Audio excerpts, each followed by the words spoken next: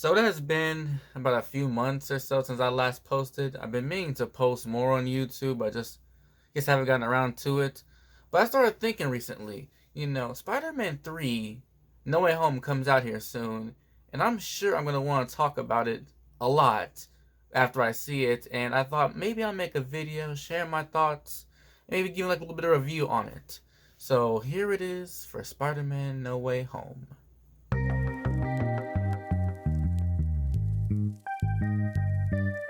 So I think I'm going to do this video is I'm going to have like two separate sections of the video. One section really not talking about spoilers much, for people who haven't seen it again, just want to get like a general idea of it. And then another section that's more onto the spoilers and talking about the spoilers of the movie. I think I'll do that. You should be able to see it on like the playback or chapters, how YouTube does it. I think that's how I'm going to do it. So skip ahead if you want to, but also give a warning too before I get into the spoilers. And also, if you're a person who doesn't want to be spoiled, I strongly recommend you don't look into the comments, since I'm sure there'll probably be spoilers in the comments, as I'll probably ask about your thoughts, and people can share their thoughts and opinions on the movie, and yeah. Also, I think I want to take the time to like share a bit of how I got into Spider-Man. So I wasn't like a long-time fan of Spider-Man. I didn't get into it until Far From Home. Basically, one day, me and my cousin wanted to go see a movie, and we went to see Annabelle. But while we're at the theaters, we decided, why not we just wait around here and see another movie afterwards. So we decided to see Spider-Man Far From Home. So basically, I just randomly saw Spider-Man Far From Home. And so we went there and saw it, and I just ended up really, really liking it. Like, I was really just, I don't know, it just really got me. It just really hooked me on Spider-Man. And since then, numerous times I've seen Tobey's movies, Andrew's movie, Tom's movies, Spider-Verse. I've seen a lot of stuff. I've been recently playing the Spider-Man games. I played the Spider-Man PS4 a couple months ago on Twitch. Look at you with that big black suit. Look at dang BMW. And just recently finished the Miles Spider-Man on Twitch too. And I think I'm gonna go back and 100% those games because I really, really love those games. Of course, you probably guess why, but then again, the story in those games are also really good too as well. So like I said, I really got into Spider-Man around the time Far From Home came out, I guess that July of 2019. And of course, I've been waiting to see the next Spider-Man movie because, they just revealed Spider-Man's identity right there at the end of it. I'm like, huh, how is this gonna go? So it's been about 2 years. I have been really, really looking forward to this movie. Especially like the last year or two when I'm talking about the multiverse concept and then mentioning all that. This has been a moment I have been looking forward to for a very long time, and today was the day. I know I have been planning getting to that theaters for a long time. Oh man, I remember looking out for the tickets, and I just really been trying to get to this movie. So I pre-ordered my tickets that day that it was available. I think that was a Spider Monday back in November 26th, I think that was. Pre-ordered the tickets, and I've just been waiting since. I got the first showtime at the theater. It was actually the first for it was IMAX, but it was like the first one even for like regular. So for the theater I went to, I saw the very first time Spider-Man No Way Home played in that theater. So it was 3 o'clock in IMAX, and this is kind of what I wore too. I wore like a coat too. I also have a picture of it. I wore that, and that was my fit, but boy, some people really dressed up in suits, and I respect that. If you went to Spider-Man dressed up with this whole suit, I respect that. I even remember when I was getting ready to leave, someone had like the Scarlet Spider suit, and it was, I've seen that. I've seen the Gwen Stacy Into Spider-Verse suit. There's just a bunch of it, and I respect it. I do. Remember also sitting through those like commercials before the movie starts. I'm just like, come on, and I like want to see this movie. I'm like ready. I'm like shaking. I'm not even lying. A lot of parts of this movie, I was really shaking. I'm not gonna lie. My leg was just shaking. I'm just like, come on. I'm just ready. I'm just super excited to see the movie and waiting for it for a long time. And so now that we've established a bit of a backstory, of where I became interested in Spider-Man, or how I became interested in Spider-Man, and what led up to going to the theater. Why don't we now finally get into the movie itself, and we'll start off with just stuff that won't really spoil the plot. So let's get into that. So like I said, the movie starts off exactly right after Far From Home ended, picks up right as soon as the identity got revealed. Overall, I think it was a really, really amazing movie. I think I'm still in the build of like a shell shock, just because of, I guess, I really like the movie, and I guess I'm just still processing it. I literally seen the movie. I came out of the theaters maybe about what, 5 hours ago. 5 hours ago I came out of theaters. I didn't really get a chance to process it all. I just, even when I got home, I just felt like, wow, like I'm just stunned or something. And I figured, well, hey, I know I've been wanting to make a video share my thoughts. Why not do it? And hey, hopefully get this out tomorrow, because right now it is December 16th, like 10 o'clock at nighttime. So I just saw it the 16th. Although it said that the movie releases for 17th.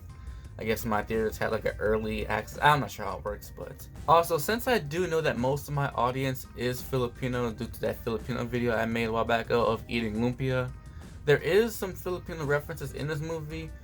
You may already know that the guy who plays Ned, Jacob Batalon, he is Filipino, and that goes into Ned's character a bit. And there is a bit of Tagalog speaking, and even Spider-Man hears a bit of Tagalog. It's so keep that in mind too if you are Filipino or interested in Filipino things, that there is some reference of that in that too. Overall, wonderful movie. I really recommend you see it. And I'm not sure there's really much I can say without really spoiling it. Even if you don't care about Tom's character, still see it. I mean, even the old villains, you see the old villains are back in there. Trust me, it's a really wonderful movie, and you'll like it. I'm sure you'll like it. So I think that's about as much as I can really say without risking a spoiler. So I think now we'll get into more of the spoilers of the movie, getting into the story a bit, shall we?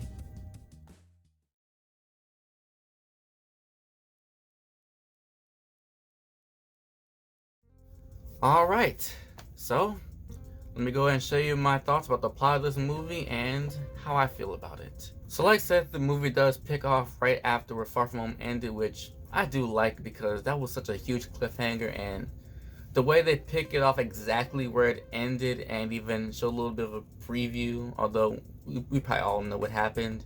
I think that was really good, or at least that's good for those who haven't seen the other movie. So first time watchers, it's good. Although, of course, it's better if you do watch the other movie too, leading up to it, since that's where we're picking up off of. And so it's like really crazy that Peter's whole identity was just revealed in that one moment, and then boom, crowds around him, people like trying to talk to him, pressure him, MJ too. And then there's of course the funny part where Flash realized that it's Peter behind the mask and wanting to be his friend all of a sudden now. Quite the change, quite the change. See, I guess that's how you make friends. You gotta be Spider-Man, because it'll turn even your greatest enemy into a friend, but probably isn't the best of friends, but but anyway, so yeah, then they get back to the house, MJ and Peter back with Happy and Aunt May, and they're just like, yeah, the helicopter just right at them, and then now they get interrogated by the FBI. They have the scene featuring Matt Murdock, which people really, really enjoyed. I remember people happy to see me in the theater. I never seen much about Daredevil, so I guess it's hard for me to have much of an opinion on it. I know people were just really thrilled to see him, even though it was just mostly a brief cameo. I know he plays Daredevil because I've heard about it as much as I've been looking into this movie. I've looked a lot into this movie, a lot of speculation, because it's very, very fun to do that. So then there's Peter, desperate for a way out of all this attention that's affecting his life.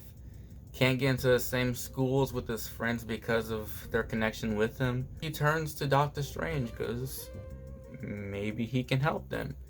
You know, he did have a time stone, but now he doesn't anymore. But Doctor Strange does know a spell that could help Peter make it so that everyone will forget that he's Spider-Man. Well, I started wondering exactly how the spell works, but I guess it was answered a bit more as the movie goes.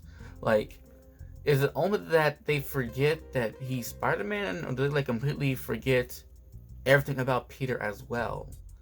But I guess that gets answered more as we go on. I just know I was wondering, like, so if they just forget he's Spider-Man, wouldn't that mean, Ned and MJ, wouldn't they, still know him as Peter and the time they spent with him as Peter, and just forget the fact that he's Spider-Man?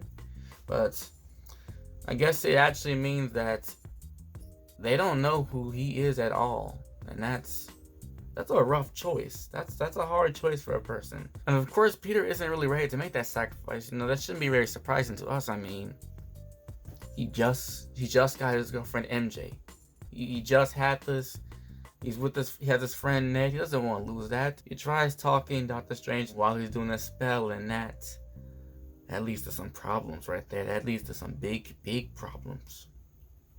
So then, as you know, initially nothing seems to change much, but then Peter goes to try to track down the lady who runs like the MIT admissions to try to, you know, get MJ and Ned into MIT, help them get reconsidered. And then, of course, we get to a moment that a lot of people have been waiting for, and I love the scene when Doc Ock comes from under the bridge. Yeah, he came under the bridge. I wonder what he's doing there anyways. Now I think about it. Now we shouldn't look too much into that. He was under the bridge and they came up in that glorious reveal that we've known about since that first trailer. And what I find cool is, like, after they're fighting a little bit, and then when Peter takes off the mask and just Doc Ock just looks at him and, like, he's like, "You're not the Peter I know." Because I know that was in the trailer and I knew, that's really interesting. Some people say that right there was evidence of Andrew Garfield, Tobey returning. But I mean, that's actually kind of cool. Like, when you see that really, like, shows that's like the first moment it shows that these universes are connected. We're getting the same Doc Ock from 14 years ago, I believe 2007, when Spider-Man 2 came out. We're getting that Doc Ock to meet in a universe with our current day Spider-Man from 14 years later into the future. That's honestly, I know when I saw the trailer, that was like, wow. That was like a wow moment for me. And of course, that was the first moment we see in the movie. It's just, can you believe this? We're actually seeing. People used to think that this was going to be a fantasy. I remember seeing an old post on Reddit about the concept of having the old Spider-Man meet and that sort of stuff. And people just saying that was a complete fantasy. And I know this isn't Tobey or Andrew right now.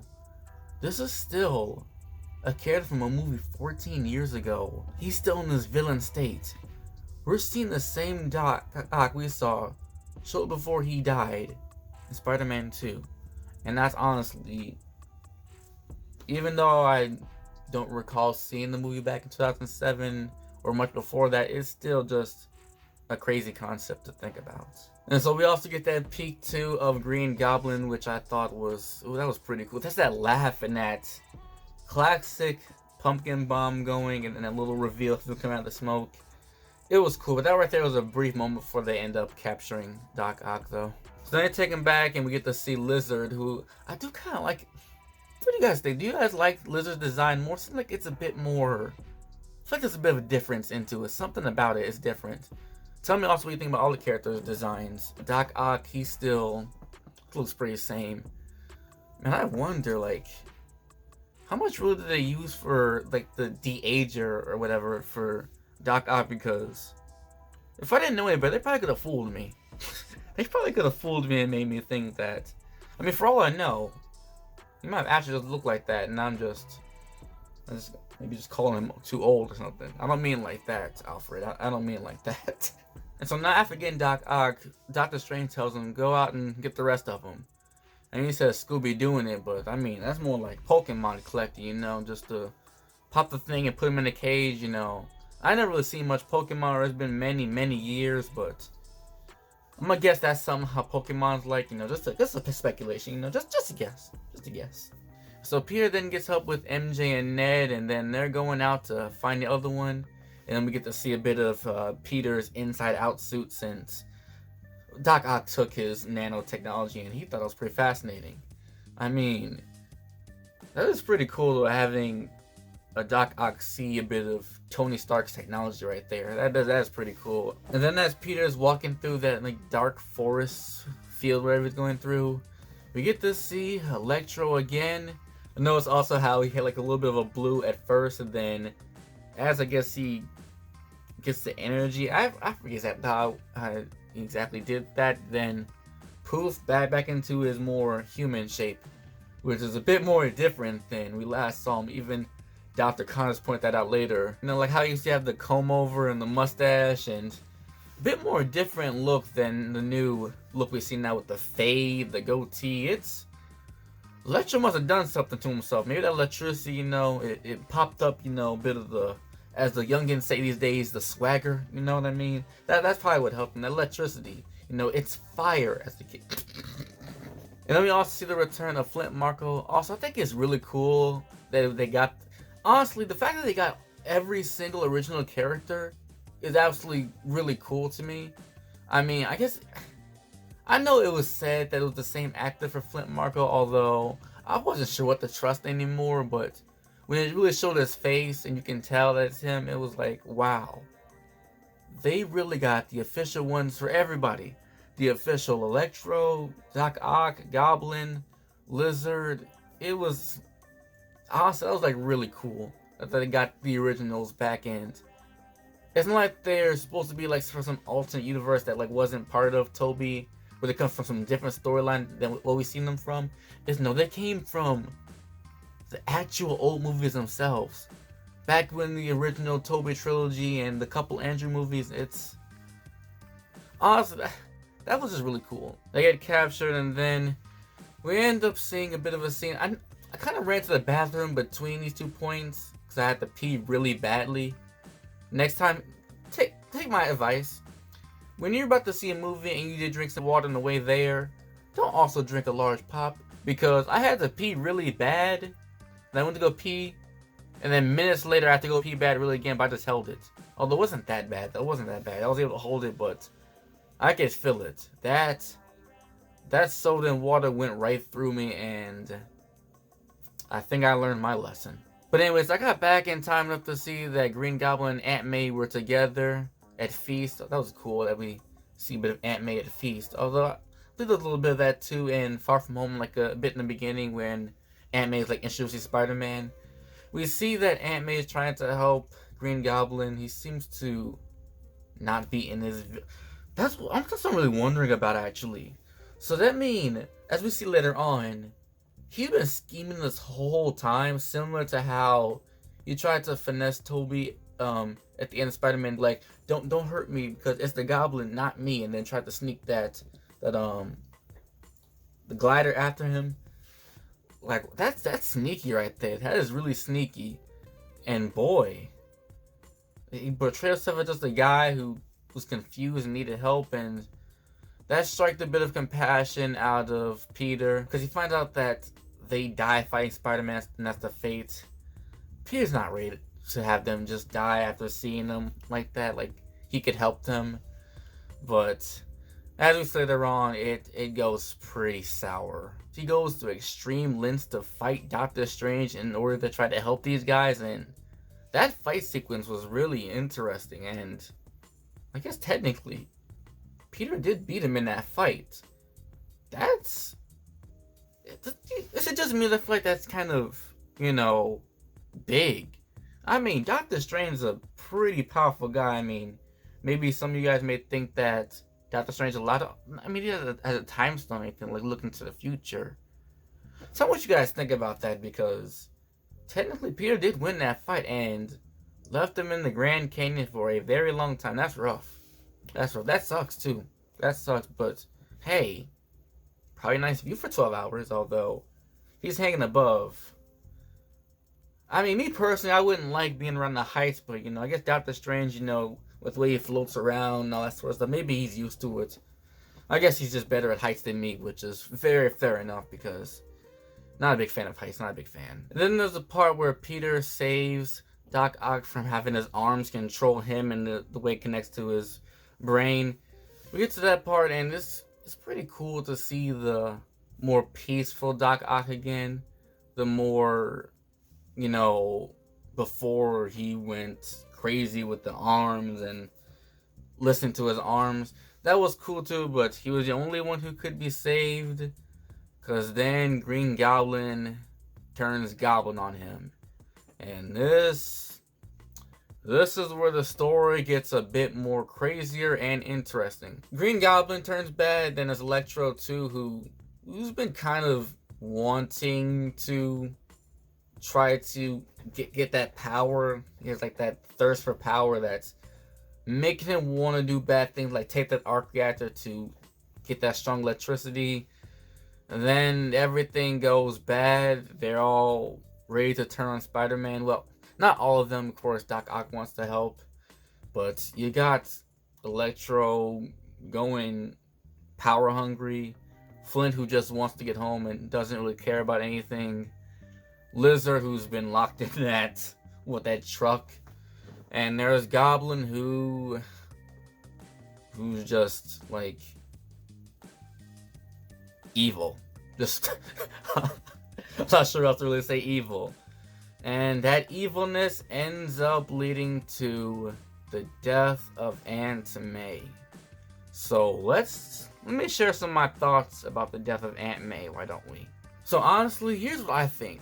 I think Aunt May's death is more powerful than Tobey's Uncle Ben and Andrew's Uncle Ben dying. Of course, they both had the great power comes great responsibility, although Aunt May just did it now, so for dying. I feel like Aunt May was just more powerful only because, well, we've had a few more movies with her. Overall, since seeing her in the 3 movies, I think she did a wonderful job, and I guess we kind of miss having her character around. It was cool, and my goodness, you know that's gonna hit happy, and we see a little bit of that in this movie, but wow. Seeing Peter cry over that death, that's like, you can almost just cry with him. There's a lot of tearjerkers in this movie we'll get into, but you can just see the immediate change in Peter right after it happens. The immediate change. Like, you can see how much conflict is going on within Peter, and just even a bit of anger and bitterness and just rage towards Goblin too. His whole demeanor changes. So shortly after we move a bit past Aunt May's death, we come to the scene where Ned and MJ are in Ned's Lola house. Like I mentioned, getting into a bit more of Ned's actor's Filipino side. And I did mention that she does speak Tagalog to Spider-Man. I just didn't say which Spider-Man now, did I? Yes, this is the scene where, oh my goodness, I just remember when I saw it. Ned opens that portal up into the Spider-Man back there. You can just tell a bit. Wait a minute, is that Andrew? You can see a bit on like around the head shape of the mask and the eyes. You're like, wait a minute. Remember, some people like the suspense was building inside the theaters. You can see people like, wait a minute, is that him? And as it comes closer to the screen, it's just like boom, that is the Amazing Spider-Man himself. And at that point, I think I'm just like shell-shocked. Andrew Garfield, he's now here. He is indeed the werewolf. And of course, him through the movie, they have that little awkward, like, are you sure Peter prove you're the other Peter? You know, the other Peter from the other dimension. It's just like almost, I think I'm still a bit stunned, which why I'm maybe lost for words. It's, wow. And shortly after that, we see the man himself, Tobey Maguire. Doesn't really come in a spider suit, more of just some casual clothing, although he has a spider suit underneath. When you see them two on the screen,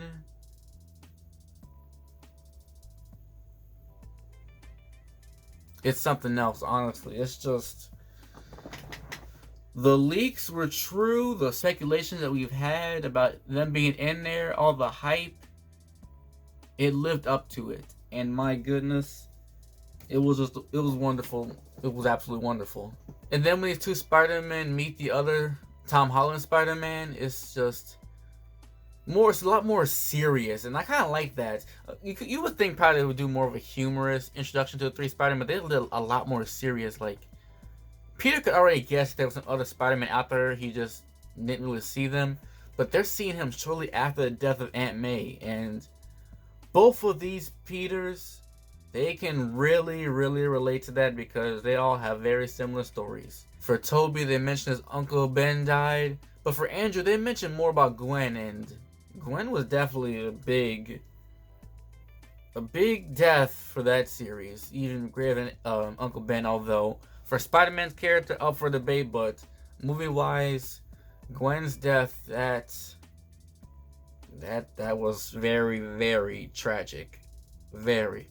And so these two alternate Peter just trying to console Peter. I mean, at first Peter doesn't think that they can relate to it, but boy, can these are the perfect people who you can relate to. So then we have the Spider-Man all in the lab working together. Also, it was cool too how they mentioned about the web shooters. I remember some people like talk about what they mentioned, the web shooters, about how Tobey's the only one with the organic webs. The rest of them, they shoot webs with the web shooters that they have to make. It was cool, the little jokes that they made. It was I liked it.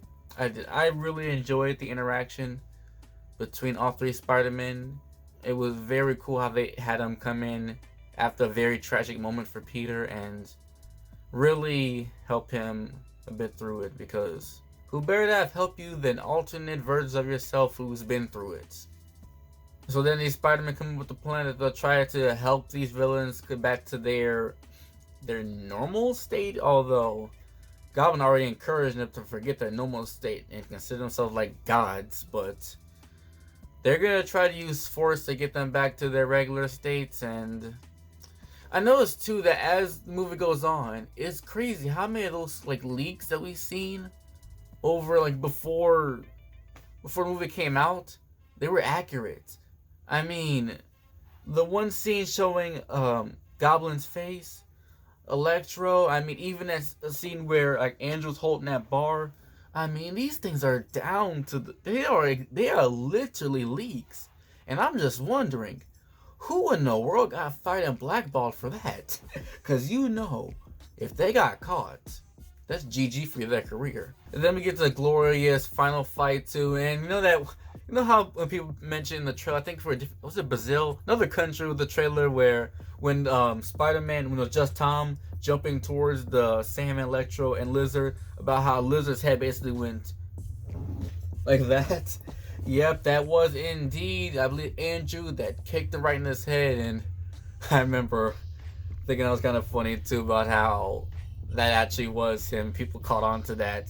Then also, as we know, there is that scene where MJ is falling, similar to how Gwen was falling. Peter, I remember seeing speculation on this too, that it wasn't going to be Peter who saved, it would be Andrew. Also, even before that point comes up, you can just see that Andrew is still living with the pain of that, and it makes sense, and it's really sad too. He mentioned that he could never forgive himself for that, and I just know that's very hard, because wow, the way Gwen died in Amazing Spider-Man 2, that had just really, really messed Andrew up. And my goodness, Andrew's a good actor though. Like when it turns out that it was actually Andrew who did save MJ, because that was cool too. How Tom just got bonked out of the way. Although I guess I'm not sure that's funny to get bonked, but having Andrew redeem it a bit and just relive it. And boy, when you see that tear go off Andrew's face after he saves her, I almost want to just tear up right there, because that was very powerful. Remember hearing like the honest from the people in the rest of the theater, because they know too. It's a powerful moment right there. It's pretty sad. And if I remember correctly, the person who did push Peter out of the way from saving MJ was Goblin. Now we have Peter and Goblin together, and Peter, he is not happy at all, and he is ready to kill. And my goodness, was he beating the crap out of Willem? Doesn't I say it Willem or William? Green Goblin, that's Norman. Of course, the other two Spider-Men seen it, and it just reminded them about how they felt very bitter and want revenge too after the person who killed their uncle. It's like they both just recognize that moment, like we know that feeling. And man, just seeing Tobey holding that glider, trying to save Norman's life, and just looking at Peter like, don't do it. It's not gonna make you feel any better. And they told him that killing a person, getting revenge, being bitter, it's not gonna help. And there was a life lesson too right there. Acting on the bitterness or vengeance is not a good thing to do.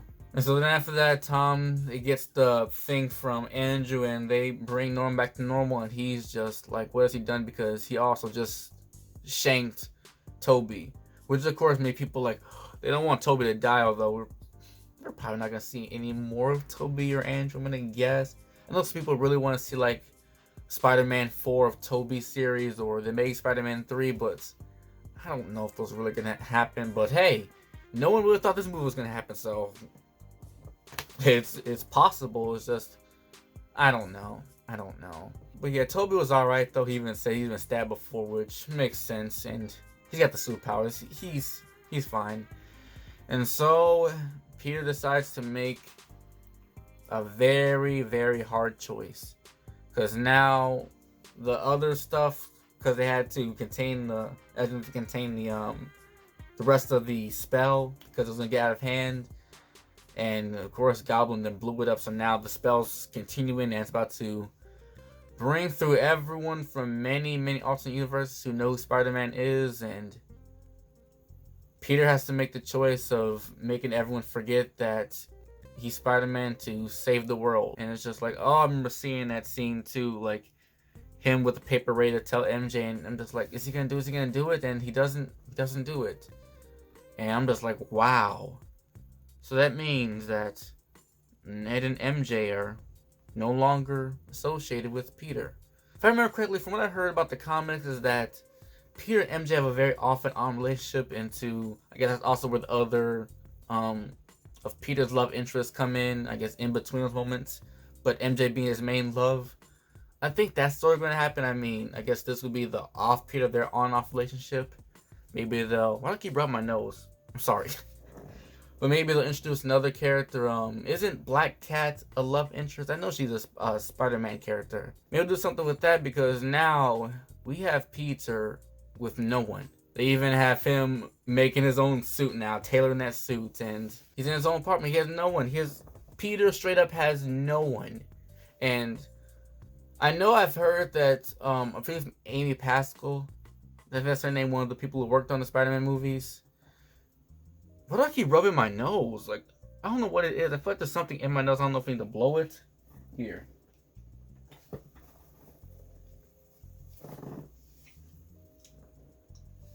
Hopefully I feel better now. But yeah, I believe she mentioned about having some more trilogies too. Maybe it's like a trilogy of him in college and then as an adult. That would be really cool, and I would love to see that. But I mean, now just think about it. Peter is really all alone, and only he knows he's Spider-Man. Everyone, he lost his aunt. He doesn't have his friend Ned anymore. MJ's gone. It's just,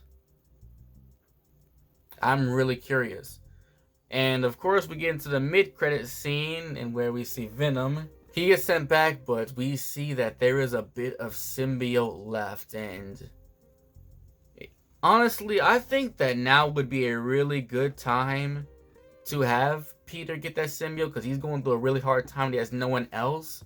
I'm kind of curious too, how is it, like, does this little bit of the symbiote still know much about the other Eddie?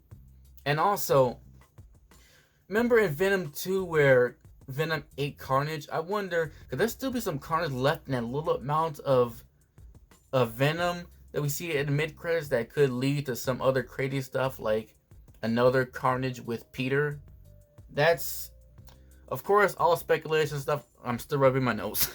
That's all stuff I do wonder about, and it will be really cool to see in the future. I really look forward to more movies. I looked forward to this one for a long time. I know I saw recently about Tom Holland. He kind of wants to pass on the torch, but I kind of hope he doesn't. I mean, we've seen a lot of the iterations of Spider-Man that are all pretty much the same thing of Peter Parker. Can we get one that like lasts long and like at least leads us to a new character, like a Miles or so? Like have why do I keep rubbing my nose? Like have Miles come, because we've basically established that there is a Miles in the MCU, so maybe have him eventually take place after we're done seeing Peter Parker's Spider-Man, Tom Holland's Spider-Man. Also, something I did notice too, like as Peter's moving into his new apartment, is that in that box is like a GED, like study guide thing. So I guess Peter is going for a GED. He passed high school, so it doesn't. Wait a minute. Oh, it was a GED book, like how people get that instead of a high school diploma. Okay, I'm sorry. I remember thinking that like that's he's not going to college. For some reason I mixed up the GED with something to do with college. So I guess he's gonna do that and then go to college, get his GED. That I noticed I saw that too in his box. Something else I also noticed about how, with everyone forgetting who Spider-Man is, I guess if they wanted to write off Spider-Man's character in the MCU, they technically could very easy to. I'm not sure if that was the plan or just at this point it already is kind of written off. Although, what about the symbiote that we see in the mid-credit scene? But we'll have to see, won't we, on the next movie? If, of course, they make another movie, which I would always love to see, and hopefully Amy Pascal is right, and we'll see more of them, and hopefully with Tom Holland. So yeah, it's a really sad movie, and I really loved it too. I really loved the plot. I loved basically everything about it. It was really, really wonderful, well done movie. I really thoroughly enjoyed it. And like I said, I think Tom Holland's a great Spider-Man. I think I've said this before in the video and in other stuff too. I think he's a great Spider-Man, and honestly, I think he has very, very great potential. Really do. I know people really try to dog on Tom Holland Spider-Man a lot about the Iron Boy Jr. stuff, but really, I think that he could be the best Spider-Man live action there is. And a lot of these tragic moments hit so much harder too. Tony's death, I mean, that's a person who's been built up since 2008. That's a long time character right there. Aunt May, she's been around for 3 movies, including this one, including when she dies in, and then of course did she have some cameo roles in the other movies? She wasn't in Infinity War, wasn't she? Maybe she was in Civil War. I don't remember. I never actually seen Civil War. I've been meaning to see it because of Spider-Man, but it was part of my MCU like binge watch. But that's another story. Honestly, I think that given enough time, this could be a very, very amazing Spider-Man. So I hope I explained myself well, shared my thoughts. Let me know your thoughts too on some of the stuff about the movie if you've seen it. You now got to hear my thoughts on the movie I've been waiting to see for a long time. I have really thoroughly enjoyed. Hope you've enjoyed it. Have a wonderful night, and I'll see you next time. Bye-bye.